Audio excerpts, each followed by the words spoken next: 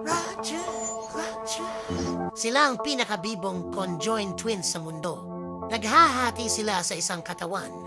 Ang magkapatid ay 22 years old na ngayong taon. Laging nagtataka ang mga tao sa kanila dahil kahit magkahati sila sa isang katawan, ay iba-iba ang kanilang personalidad.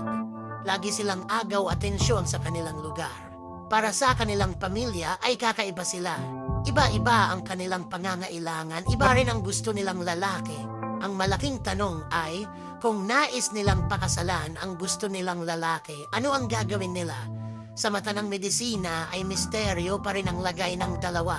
Dahil kaya nilang gawin ang mga bagay na ginagawa ng mga ordinaryong tao, tulad ng pagmamaneho ng bike at paglalaro ng baseball. Madali lang din sa kanila ang magmaneho ng balance bike. Pag naglalaro sila ay iisa sila. Pero kapag namimili sila ng damit tuwing umaga ay nagtatalo sila. Dahil mayroon silang iba't ibang gustong kulay at style.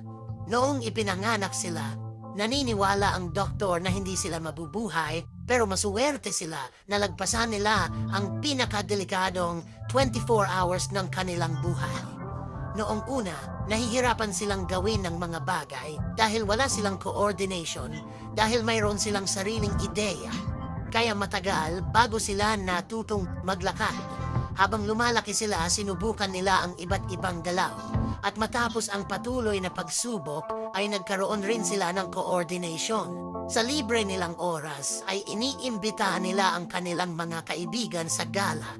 Tiwala naman ang mga ito sa kanilang pagmamaneho. Kahit na isang tao lang ang nagda-drive, iba-iba ang kanilang nakikita. Ang isa ang nagko-control sa acceleration, ang isa man ay sa brake.